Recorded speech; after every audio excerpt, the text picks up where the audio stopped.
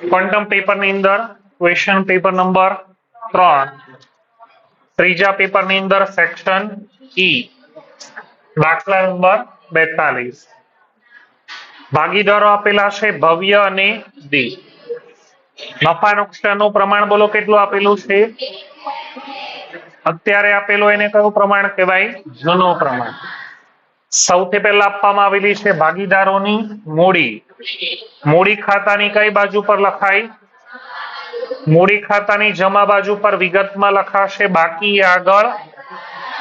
એની પછી છે નફા નુકસાન ખાતું. આ બાજુ હોય એ બધું ક્યાં આવે? મૂડી ખાતાની જમા. અને અહીંયા હોય એ મૂડી ખાતાની ભાગીદાર વચ્ચે વેચી દે એટલે મૂડી ખાતાની જમા બાજુ નફા નુકસાન ખાતે. સામાન્ય અનામત પણ ભાગીદાર વચ્ચે, મૂડી ખાતાની જમા બાજુ સામાન્ય અનામત. જૂના પ્રમાણમાં ફાળવણી આવે. જૂનું પ્રમાણ એટલે કેટલું છે? 1:2. લેણદાર અને ગાલખાત અનામત આ બંને મૂડી દેવા. આ પાઘડીને કઈ પાઘડી કહેવાય? કયા ખાતાની કઈ બાજુ? જૂના ભાગીદાર વચ્ચે અને શું કરાય? વેચી દી. મૂડી ખાતાની ઉધાર બાજુ પાઘડી ખાતે 9000 અને એની પછી છેલ્લે રોકડ શિલક. રોકડ શિલક ને બોલો ક્યાં લખાય? રોકડ ખાતાની ઉધાર બાજુ. ત્યાં વિગતમાં બોલો શું લખાય? દેવાદારો નવા ભાગીદાર તરીકે કોને પ્રવેશ આપ્યો? દાખલામાં જો ક્યાંય નવું પ્રમાણ દેખાય છે? કયા હવાલામાં? ત્યાગનું પ્રમાણ છે. ત્યાગનું પ્રમાણ તૈયાર આપી દીધેલું છે, શોધવાની જરૂર. દેવાદાર પર ગાલખાત અનામત કેટલી રાખવાની? અત્યારે દેવાદારો કેટલા છે? ગાલખાત અનામત કેટલી છે? મિલકત લેણા બાજુ પર લખાય દેવાદારો ઇનર કોલમ. દેવાદારો ઇનર કોલમ બોલો કેટલા લખાશે? 30,000. કઈ રકમ લખાય પહેલા? જૂની રકમ. તો દેવાદારની જૂની રકમ બોલો કેટલી છે? 30,000. એના પર ગાલખાત અનામત બોલો કેટલી હવાલામાં? 5,000. તો 30 માંથી 5 બોલો શું કરવાના? બાદબાકી 25,000. અત્યાર સુધી કેટલાનું દારૂ પકડાતો? 8,000. હવે કેટલાનો? વધારો કે ઘટાડો? ફાયદો કે નુકસાન? ફાયદો થાય તો પુનઃ મૂલ્યાંકન. ગાલખાત અનામત ખાતે કેટલા? જમીન મકાનમાં 10% શું કરવાનો? મિલકત વધે, ફાયદો કે નુકસાન? પુનઃ મૂલ્યાંકન. કેલ્સીમાં 1,50,000 ગુણ્યા 10%, 15,000. હવે કયું બટન? મિલકત લેણા બાજુ 1,65,000. યંત્રોની ચોપડે કિંમત બજાર કિંમત કરતા 25%. અત્યારે આ કિંમત હોય ને કઈ કિંમત કહેવાય? આ ચોપડે કિંમત કેટલા ટકા વધુ છે? કોના કરતા? આપણે બજાર કિંમત જ દર્શાવાય. કેવી કિંમત? બજાર. આ ચોપડે કિંમત 25% વધારે છે. તો 25% વધારે એટલે કેટલી કહેવાય? ચોપડે કિંમત કોના 25% વધારે છે? તો બજાર કિંમત કેટલી હોય? 100. ચોપડે કિંમત 125 તો બજાર કિંમત 100. અત્યારે ચોપડે કિંમત કેટલી? 50,000. 50,000 એ કેટલા?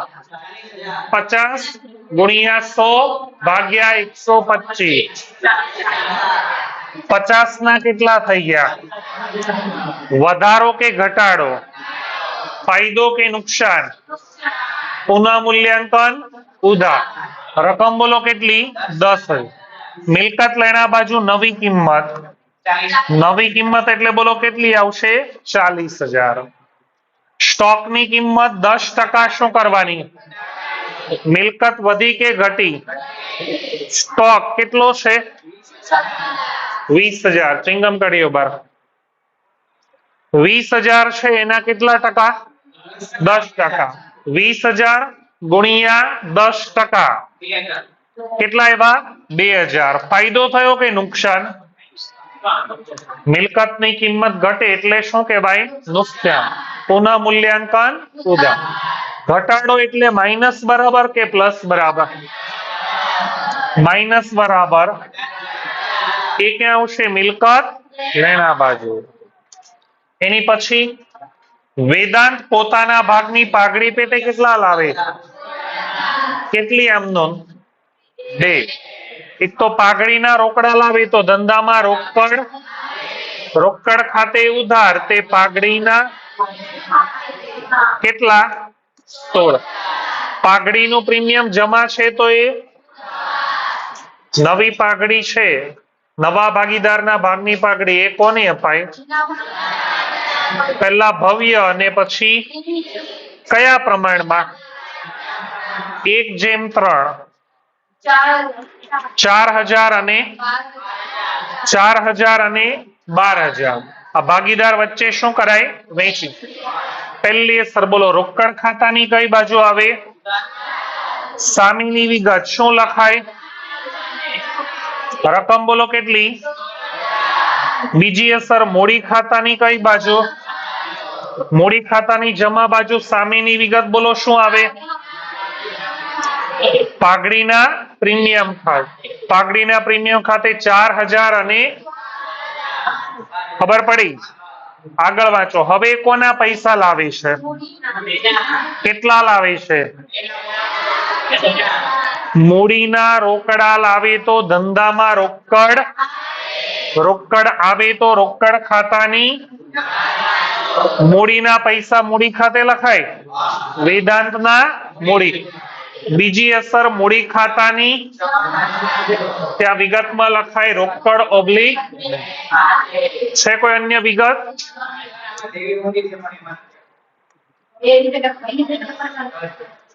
ગાલખાત અનામત જ છે. અહીંયા દેવી ઊંડી નથી. શું છે આ? ગાલખાત અનામત છે. તમારા પેપર સેટમાં દેવી ઊંડી લખેલું છે ને, એ દેવી ઊંડી કાઢી નાખો. એની જગ્યા પર શું લખી નાખવાનું છે? ગાલખાત અનામત. સૌથી પહેલા કયું ખાતું બંધ થાય? પુનઃ મૂલ્યાંકન. પુનઃ મૂલ્યાંકન નો જમા બાજુનું ટોટલ વધારે, ઘટતી રકમ 6. નફાની ક્રોસ એન્ટ્રી બોલો ક્યાં આવશે? મૂડી ખાતાની જમા બાજુ.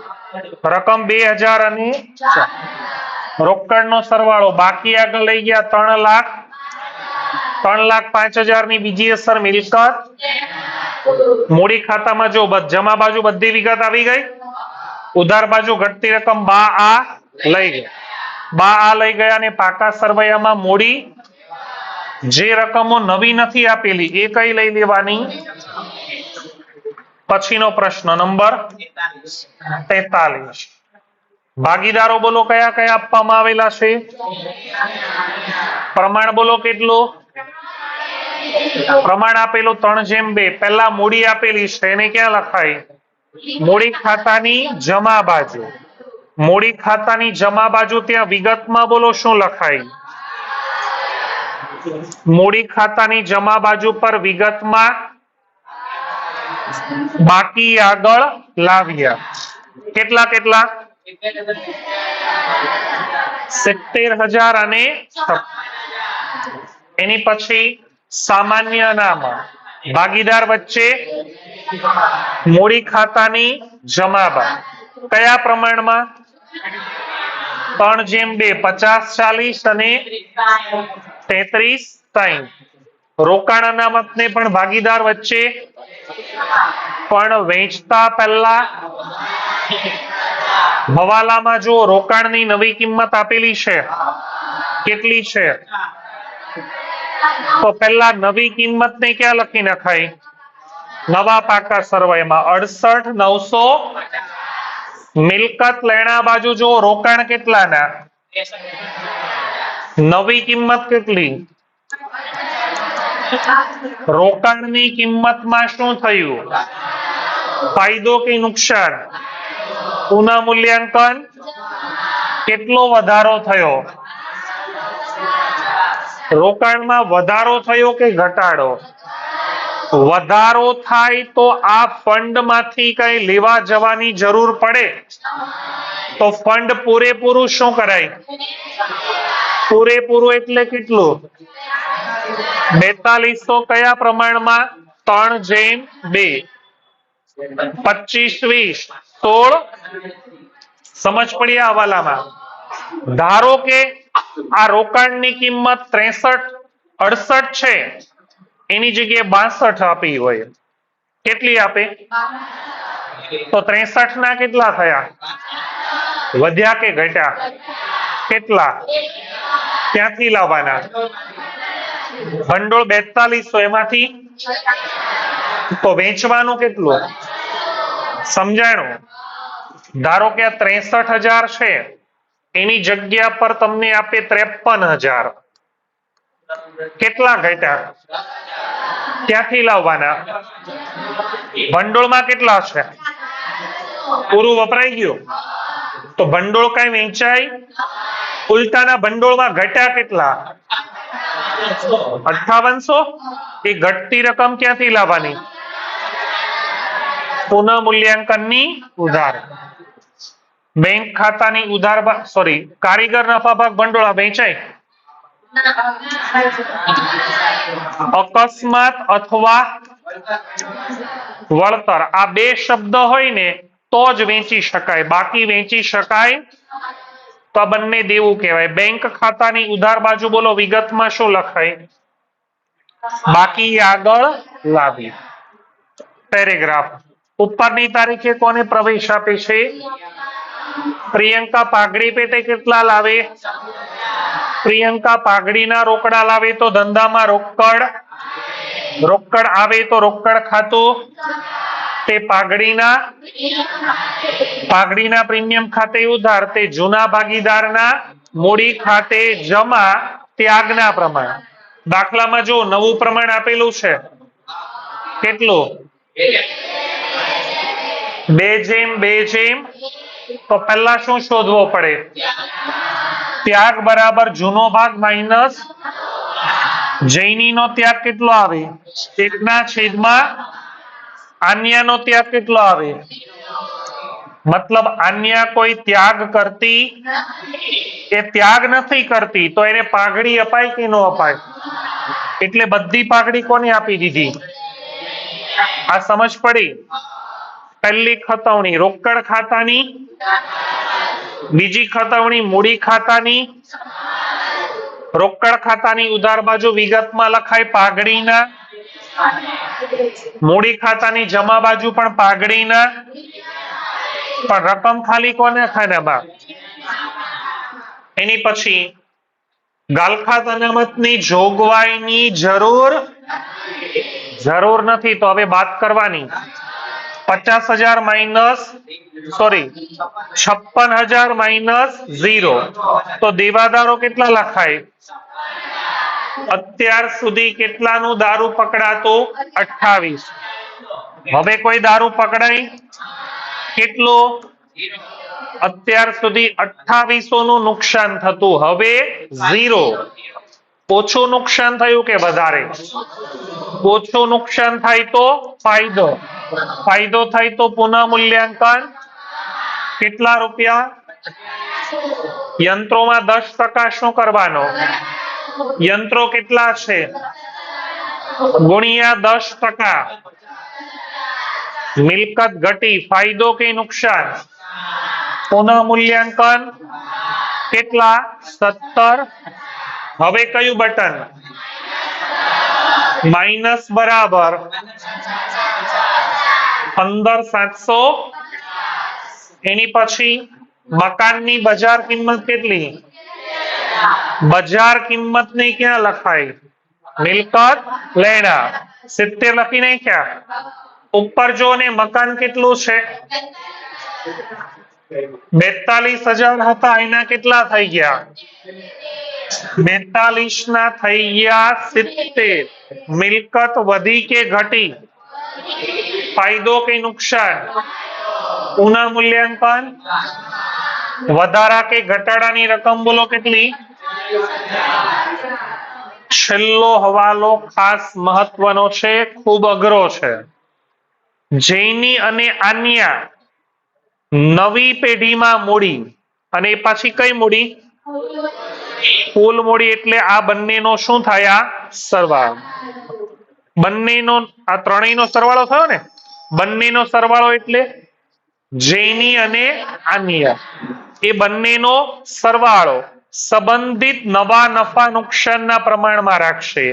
તો એ લોકોનું સંબંધિત નવા નફા નુકસાનનું પ્રમાણ કેટલું? એટલે કેટલું? જરૂરી હવાલા શેમાં રાખવા? તો આની પહેલા આપણે શું કરવી પડે? ગણતરી. ગણતરી પહેલા આપણે પુનઃ મૂલ્યાંકન ખાતું શું કરવું પડે? બંધ. તો સૌથી પહેલા કયું ખાતું? જમા બાજુ આવી ગઈ બધી રકમ. ઘટતી રકમ 35,000 નફો.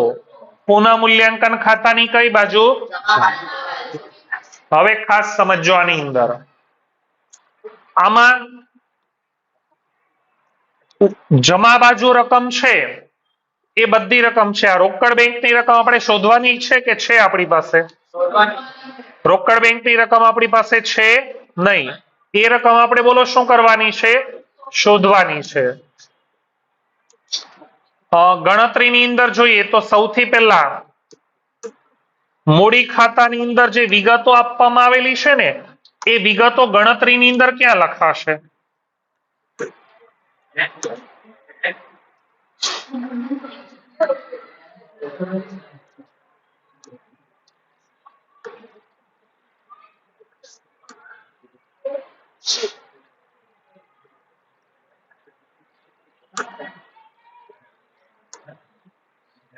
અહીંયા જે વિગતો છે મૂડી ખાતામાં 70, 50, 25, 14 અને 21. તો અહીંયા પણ છે 70. જે રકમો છે ને એની ગણતરી કેવી કરવી પડશે આપણી? અલગ. મૂડી ખાતાની જમા બાજુનો સરવાળો 70, 50, 25, 14 અને 21. તો પછી બંનેની મૂડી મળે એ બંનેનો બોલો શું કરી દેવાનો આપણે? એ આપણને કઈ મૂડી મળી? કુલ. આ કુલ મૂડી જૈની અને અન્ય વચ્ચે કયા પ્રમાણમાં? સરખા હિસ્સે. એટલે કેટલા? 93,800 ને 93. આ 93,800 ને 93,800 અહીંયા લખી નાખ્યા. આની બીજી અસર ક્યાં આપી દીધી? મૂડી દેવા બાજુ. હવે પછી તમને કીધું જરૂરી હવાલા શેમાં નાખવાના? રોકડ અથવા તો બેંકમાં. તો જૈની નો સરવાળો કરીએ તો આમાં જમા બાજુ વધારે છે 1,12,560. ઉધાર બાજુ ઘટતી રકમ પ્રશ્નાર્થ રોકડ ઓબ્લિક. આની બીજી અસર ક્યાં જાય? રોકડ ખાતાની જમા. આન્યામાં ઉધાર બાજુ વધારે છે. કેટલી? 93,800. જમા બાજુ ઘટતી રકમ 18,760. આની ક્રોસ એન્ટ્રી પાછી બોલો ક્યાં જાય? રોકડ ખાતાની ઉધાર. ઘટતી રકમ તમને રોકડ ખાતે લઈ જવાની કીધેલી છે. નવો ભાગીદાર છે જેની અને આન્યાની નવી પેઢીમાં કુલ મૂડીના કેટલા ટકા લાવશે? દરેક દાખલામાં આપણને રકમ આપી દેતા કે આટલા રૂપિયા રોકડા લાવશે. આ દાખલામાં રોકડા કેટલા લાવશે કીધેલું? 20%. પણ કોના 20%? જૈની અને આન્યાની નવી પેઢીમાં કુલ મૂડીના 20%. તો એની ગણતરી આપણે કરેલી છે. જૈની અને આન્યાની કુલ મૂડી બોલો કેટલી? 1,87,600. એના કેટલા ટકા? તો એને ગુણ્યા 20%. રોકડા લાવે એટલે રોકડ ખાતાની ઉધાર બાજુ અને ક્રોસ એન્ટ્રી મૂડી ખાતાની જમા બાજુ. મૂડી ખાતાની જમા બાજુ બોલો કેટલા લખાશે? 37,520. ત્યાં શું લખાશે વિગતમાં? રોકડ ઓબ્લિક બેંક ખાતે. તો અહીંયા પણ ઘટતી રકમ બોલો કેટલી લખાશે? 37,520. છેલ્લે શું બંધ થશે? પાકું સરવૈયું. પછીનો પ્રશ્ન નંબર 44. પહેલા મૂડી ખાતા આપેલા છે. જૂનું પ્રમાણ બોલો કેટલું? 4 જૈન 3 જૈન 3. મૂડીને ક્યાં લખાય? મૂડીને લખાય મૂડી ખાતાની શું લખવાનું 8, 5 અને 2. સામાન્ય અનામત ભાગીદાર વચ્ચે મૂડી ખાતાની જમા બાજુ સામાન્ય અનામત. લેણદાર દેવી ઊંડી બંને દેવું. પાઘડી શું કહેવાય? કયા ખાતાની કઈ બાજુ? મૂડી ખાતાની બોલો કઈ બાજુ? વિગતમાં શું લખાય? 2 ભાગીદાર ને કે 3? પાકા સરવૈયામાં હોય એટલા. રોકડ ખાતાની ઉધાર બાજુ બાકી આગળ. ભાગીદારી કરારમાં જોગવાઈ છે કે નિવૃત્ત થાય ત્યારે પાઘડીની કિંમત કેટલી નક્કી કરવાની?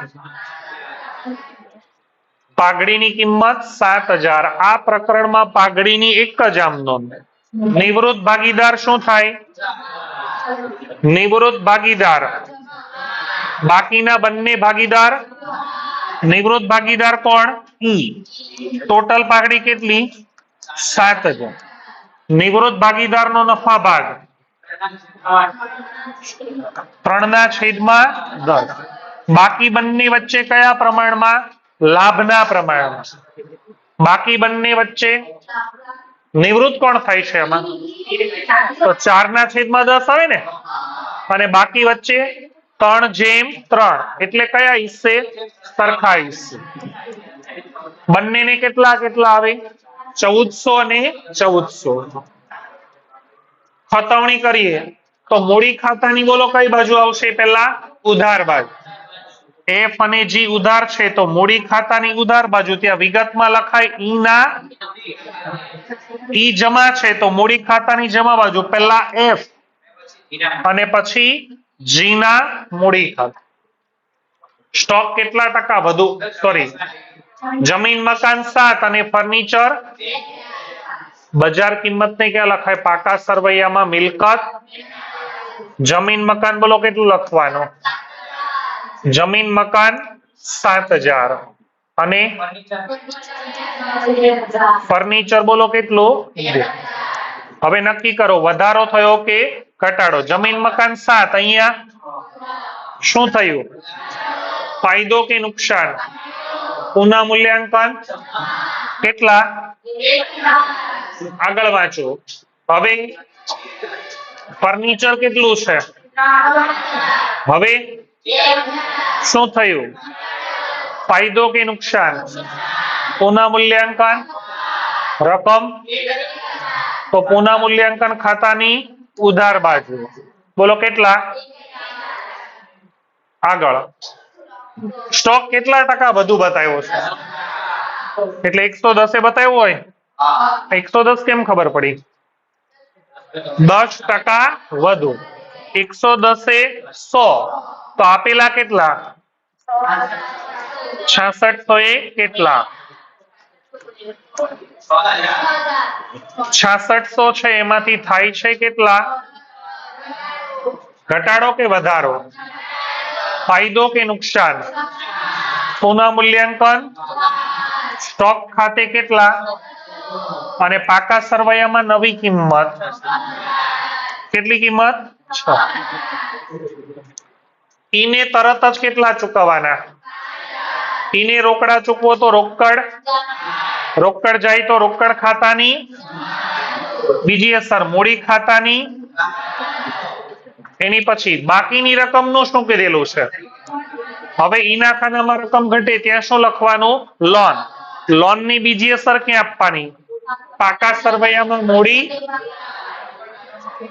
એફ અને જી ઈને ચૂકવવા માટે 2000 કાર્યશીલ મૂડી તરીકે રોકડા રાખવા. કાર્યશીલ મૂડી એટલે શું કહેવાય? આખરની રોકડ શિલક. અને એ માટે સરખા હિસ્સે રોકડા લાવવાના. 6000 ઘટે તો બે કેટલા લાવે? 5000 ઘટે તો કાર્યશીલ મૂડી એને કહેવાય આખરની રોકડ. એને લખાય રોકડ ખાતાની જમા બાજુ બાકી આગળ લઈ ગયા. અને પાકા સરવૈયામાં મિલકત લેણા બાજુ રોકડ શિલક બોલો કેટલી? 2000. અન્ય કોઈ હવાલા આપવામાં આવેલા નથી. સૌથી પહેલા પુનઃ મૂલ્યાંકન બંધ થાય, જમા બાજુ ઘટે તો એને શું કહેવાય? ખોટ. ખોટની બીજી અસર મૂડી ખાતાની બોલો કઈ બાજુ? 240, 180 અને 180. રોકડનો સરવાળો 5000 વત્તા 2000 એટલે 7000. 7000 માંથી ઉધાર બાજુ કેટલી રકમ છે? 400. 400 બાદ કરો તો ઘટતી રકમ કેટલી આવી? બે સરખા હિસ્સે લાવે એટલે કેટલા કેટલા રોકડા લાવે છે. એટલા રોકડની ઉધાર આવી ગઈ. બીજી અસર મૂડી ખાતાની બોલો કઈ બાજુ આવે? મૂડી ખાતાની જમા બાજુ બંનેના ખાનામાં કેટલા? 3300 ને 33. નિવૃત્તિના દાખલામાં મૂડી ખાતામાં સૌથી પહેલા કોણ બંધ થાય? કોણ? ઈ. એનો સરવાળો 11000. ઉધાર બાજુ ઘટતી રકમ 5900. એને કહેવાય ઈની લોન. લોનની બીજી અસર ક્યાં લખાય? હવે બાકીના બંને ભાગીદારમાં ઘટે એની સામે લખાય બા આ લાવ્યા. અહીંયા શું આવશે? બા આ 70 20 અને 40 20. તો પાકા સરવૈયામાં મૂડી દેવા 70 20 અને 40 20. પાકા સરવૈયામાં જે રકમ નવી નથી આપેલી એ બધી રકમો બોલો કઈ લઈ લેવાની?